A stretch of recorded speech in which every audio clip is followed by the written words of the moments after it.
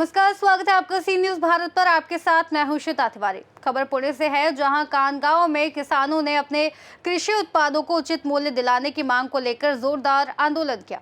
प्याज, दूध और अन्य उत्पादों के घटते दामों से प्रभावित किसान अब अपनी आवाज बुलंद कर रहे हैं। कानगांव में रैयत क्रांति संगठन के नेतृत्व में किसानों ने आंदोलन किया। आंदोलन के दौरान संगठन के पदाधिकारी सयाजी मोरे और संतोष गायकवाड़ ने कहा कि कृषि उत्पादन की लागत लगातार बढ़ रही है, लेकिन किसानों को उनके उत्पादों का उचित मूल्य नहीं मिल रहा है। विशेष रूप से दूध, प्याज और अन्य कृषि उत्पादों के दाम कम होने से किसानों को गंभीर आर्थिक नुकसान उठाना पड़ रहा है। किसानों ने सरकार से मांग की कि वे कृषि उत्पादों को उचित मूल्य दिलाने के लिए ठोस नीतियां बनाएं और उनके हित में कदम उठाएं। आंदोलन में बड़ी संख्या में किसान शामिल हुए और उन्होंने चेतावनी दी कि यदि उनकी समस्याओं का समाधान जल्द नहीं किया गया तो आंदोलन और तेज किया जाएगा। काय भावना आहे तुमचे आणि कांद्याला ज्या पद्धतीचा भाव आहे त्या भावामुळे आपण खुशी आहे का आपल्याला की नाराजगी आहे, आणि कशा पद्धतीने आज कांद्याला भाव मिळावेत का, कशा पद्धतीची मागणी आहे तुम्ही सरकारकडे करताय? सध्या कांदा असेल किंवा ऊस असेल, दूध असेल, शेतीमालाच्या सर्वच प्रश्नावरती शेतकरी वर्ग व आम्ही सुद्धा सरकारवर प्रचंड नाराज आहे। कारण खरंच जे काही सरकार आता राज्यात आहे आणि केंद्रात आहे, ह्या सरकारला शेतीतलं काहीच कळत नाही। अक्षरशः शेतकऱ्यांना या सरकारने वाऱ्यावर सोडलं आहे। यांची जी काही धोरणं असतील, ही धोरणं सुद्धा शेतकऱ्यांना प्रचंड हानिकारक आहे। ह्यांचं शेती तोट्यात जाण्याचं किंवा शेतकरी आर्थिकदृष्ट्या तोट्यात जाण्याची अनेक कारणं आहेत, पण सगळ्यात प्रमुख कारण ही सरकारचं धोरण आहे। कारण वेळोवेळी सरकार आयात निर्यातीचं जे धोरण ठरवतं त्यामध्ये शेतकऱ्यांचा फार मोठा तोटा होतो व शेतकरी कर्जबाजारी होऊन आत्महत्या करू लागतो। ही वास्तव परिस्थिती आहे, ही त्यांनाही माहिती आहे आणि सर्वांनाच माहिती आहे। फक्त निर्णय का होत नाही हे मात्र फार मोठं गुढ आहे। काल महाराष्ट्र राज्याच्या सभागृहामध्ये माजी कृषी राज्यमंत्री सदाभाऊ खोत साहेब यांनी कांद्या या विषयावरती सभागृहात विषय मांडला आणि त्यांनी स्पष्ट केलं सभागृहामध्ये की बाबा सरकारचं जे काही आयात निर्यातीचं धोरण होतं ते धोरण धरसोडीत असल्यामुळं जे काही पारंपरिक जगातील काही देश कांदा खरेदी करणारे होते भारताकडनं, मग तो श्रीलंका असेल, पाकिस्तान असेल, बांगलादेश असेल, अफगाणिस्तान असेल किंवा आखाती राष्ट्र असतील, ह्या आखाती राष्ट्रांनी भारतीय कांदा खरेदी करण्याकडे पाठ फिरवली। कारण थोडे तरी बाजार कांद्याचे वाढले ती सरकार लगेच निर्यात बंदी करतं किंवा अनावश्यक आयाती करतं किंवा निर्यात मूल्य लावतं।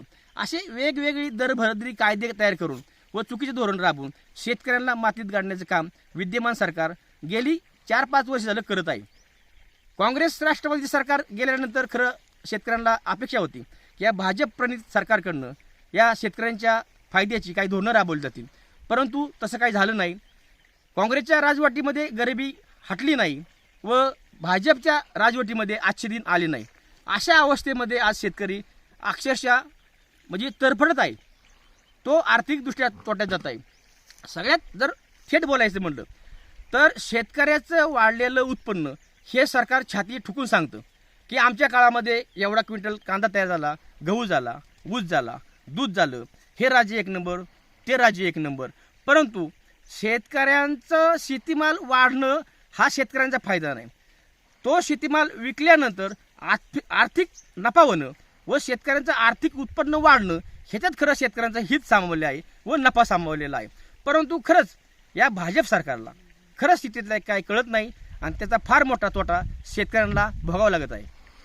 आणि आज ज्या पद्धतीनं जे अमेरिकेतून जे काही वस्तू भारतामध्ये विकण्यासाठी येणार आहेत त्याला काही GST काही टेरिफ आहे तो लावला गेला नाही अशी माहिती समोर येते। आणि त्याचबरोबर भारतातून जर अमेरिकेत काही शेतकऱ्यांचा जो माल आहे जाणार असेल तर त्याला 18% GST लावण्यात आलं, याबद्दल काय सांगाल? हा विषय तर फारच महत्त्वाचा आहे। लोकांना लगेच कळतं जो काही अमेरिका आणि भारत करार झाला हा करार फार शून्य आहे मागील करारापेक्षा। कारण याच्यामध्ये ठराविक वस्तू आहेत ज्याच्यावरती टेरिफ लावला जातो या, परंतु मी म्हणतो अमेरिका म्हणजे काही जग नाही आहे। आपण अमेरिका दबाव तंत्र वापरून प्रत्येक देशावरती दबाव टाकतं, तसंच आपल्या भारतावर टाकला व भारताने तो करार केला, तो एक 5-10% शेतकऱ्यांना हानिकारक आहे हे मान्य आहे। परंतु अमेरिका सोडून जे काही जगातील देश आहेत त्यांच्यासंग आपण व्यापार करू शकतो, त्यांच्यासंग आपण आयात निर्यात करू शकतो। त्याच्यामुळं हे धोरण सरकारने राबवलं पाहिजे की अमेरिका सोडून द्या, बाकीचे राष्ट्र आहेत तिकडे आपण निर्यात करू शकतो। भारत एकमेव असा देश आहे की जो खुल्या वातावरणामध्ये शेतीमाल तयार करतो, त्याला जगामध्ये चॅलेंज नाही आहे आणि त्याला जगामध्ये मागणीसुद्धा आहे. फक्त सरकारने करायचं काय, आम्ही कांदा तयार करतोय, दूध तयार करतोय, भाजीपाला तयार करतोय, शेतीमाल तयार करतोय आणि जग ते मागतंय. फक्त यांनी मध्ये यायचं नाही, यांनी निर्यात बंदी करायची नाही किंवा निर्यात शुल्क लावायचं नाही, एवढंच करायची आहे. ते पण यशीत बसून. माझी विनंती आहे शेतकऱ्याची वतीने, या दळबद्दी सरकारने आता धोरण बदलावेत. आता आम्हाला सण होत नाही आहे. आज आमचे प्रपंच उघड्या यायला लागलेत, आम्ही कर्जबाजारी होत आहे कष्ट करून. त्यामुळं केंद्र सरकारने व राज्य सरकारने यापुढं शेतकरी धोरण ठरवताना शेतकऱ्यावर जर अन्याय झाला तर निश्चित आता शेतकऱ्यांच्या मध्ये आतंकवादी, दहशतवादी तयार होतील, याची त्यांनी दखल घ्यावी. काय मागणी आपली सरकारकडे? सरकारकडे काहीच मागणी नाही सध्या, की बाबा आम्ही शेतकरी आहे ना, त्याने आमचं एकच म्हणणं आहे की तुम्ही शेतीला खर्च होतोय किती, उत्पादन निघतंय किती, तुम्ही बाजारभाव ठरवताय किती, ह्या सगळ्या गोष्टींचा ताळेबंद घालूनच मग त्या गोष्टी लक्षात ठेवा. आजची परिस्थिती अशी आहे की बाबा शेतीचं उत्पन्न, शेतीचा खर्च, ह्या सगळ्या गोष्टी आणि तुम्ही लावलेले शुल्क, जे काही तुमचे निर्बंध आहेत, ह्या गोष्टीचा मेळच बसत नाही. शेतकरी पूर्णपणे लॉस आहे. थोडे दिवस जर असं चाललं तर शेतीची फार बिकट अवस्था होणार आहे. त्यामुळं सरकारने वेळेस ह्या गोष्टीकडे लक्ष देऊन ह्यावरती काही तो योग्य निर्णय घ्यावा. काय मागणी आहे सरकारकडे? कशा पद्धतीचं तुम्ही सरकारकडे मागणी करता आणि सरकारने शेतकऱ्यांसंदर्भात काय उपाययोजना केल्या पाहिजे? आम्ही शेती करत असताना आम्हाला प्रत्येक पिकामध्ये नुकसानच होतं आहे. आज 42-45 टेम्परेचरला महिला वर्ग आम्ही शेतात कष्ट करतो. रात्री अपरात्री लाईट येते. बी असतील, खताचे बाजारभाव वाढलेले असतील, कीटकनाशक असतील, वातावरणाचा लहरीपणा, ह्या सगळ्याला सामोरे जाऊन शेतकरी शेती पिकवतो. हे पिकवत असताना प्रत्येक पीक हे तोट्यातच चाललं आहे. कांदा उत्पादन करायला 15 ते 20 रुपये खर्च येतो पर किलोला आणि कांदा जर 7-8 रुपयांनी जात असेल पर किलोला 12-14 रुपये नुकसान होतं आहे. हे नुकसान भरून काढायचं कुठं? तशीच अवस्था दूध धंद्याची पण आहे. 1,00,000-1.5 लाखाच्या गाया घ्यायच्या, त्याच्यावर भांडवली गुंतवणूक होती. चारा असेल, वल्ला सुक्का खुराक, प्रत्येक ह्याचे भाव वाढत चाललेत. आमची मागणी एकच आहे, जे तुम्ही कायदे नोकरदारांसाठी लावता, महागाईच्या प्रमाणात त्यांना जसे त्यांचे पगार वाढ करता, तसेच शेतकऱ्याला सुद्धा कुठंतरी महागाईच्या प्रमाणात प्रत्येक वर्षी आम्हाला भाव महागाई लावू नका. आमचं नुकसान होतंय, कसं होतंय ह्या बाजूही तुम्हाला काही पटवून द्यायची आवश्यकता नाही. अनेक वेळा तुम्ही अनेक समित्या नेमता, त्यातनंही तुम्हाला ती माहिती मिळते, शेतकऱ्याच्याही प्रतिक्रिया येतात. मग याच्यातनं होणारं नुकसान कायमस्वरूपी जर थांबलं पाहिजे. कर्जमाफी वगैरे हे तुटपुंजे उपचार आहेत, तात्पुरते आहेत. ते आम्हाला तात्पुरते नको आहेत. ठोस पावलं उचलल्या गेली पाहिजेत शेतकरी वर्गासाठी. शेतकरी म्हणून सरकारकडे आपली काय मागणी आहे कांद्यासंदर्भात? शेतकरी म्हणून तर अनेक मागण्या आहेत, परंतु प्रामुख्यानं जो कायदा शेतकऱ्यांच्या बाबतीत जो लावला जातो तो इतर बाबतीत नाही. कारण खताच्या किमती वाढल्या, औषधाच्या किमती वाढल्या, बियाणांच्या किमती वाढल्या.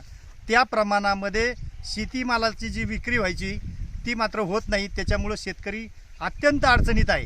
इतका अडचणीत आहे की आज त्याच्या मुलाची लग्नसुद्धा व्हायला तयार नाही आहेत. ही अवस्था आजची शेतकऱ्यांची झालेली आहे. अजून तुमची नेमकी मागणी काय आहे, की ज्या संदर्भात जो कांद्याला जो भाव आहे त्या भावाने तुम्ही संतुष्ट आहात का, की त्याबद्दल अजूनही वेगळ्या प्रकारे सरकारने त्या कांद्याला भाव दिला पाहिजे? काय नेमकी मागणी काय? गेल्या वर्षी अक्षरशः कांदा चाळीत चढून गेला, परंतु त्याला भाव भेटला नाही. अक्षरशः 10 रुपये 15 रुपयाच्या पुढं भाव भेटला नाही वर्षभर चाळीत ठेवून सुद्धा. आज परिस्थिती कांद्याची अशी 7 ते 8 रुपये किलोने कांदा जातोय. आम्हाला उत्पादन खर्च 1 किलो कांदा पिकवायला 20 रुपये येतोय. मात्र सरकार त्याकडे दुर्लक्ष करते. आणि विशेष म्हणजे आज कांद्याची परिस्थिती इतकी भयानक आहे की त्याचा उत्पादन खर्च सुद्धा भागत नाही. त्यामुळे सरकारनं कमीत कमी कांद्याला 1 किलोला 30 रुपये भाव द्यावा, जेणेकरून शेतकरी जगला पाहिजे. ही आमची प्रमुख मागणी आहे. पुणे से सी न्यूज़ संवाददाता प्रमोद काकड़े की रिपोर्ट। किसानों की मांग स्पष्ट है, उनके मेहनत की उचित कीमत मिले। सरकार पर अब दबाव है कि वे किसानों की समस्याओं का त्वरित समाधान करें, नहीं तो आंदोलन और बढ़ सकता है। रिपोर्ट में फिलहाल के लिए इतना ही। देश और दुनिया की तमाम बड़ी खबरों को जानने के लिए बने रहिए सी न्यूज़ भारत के साथ।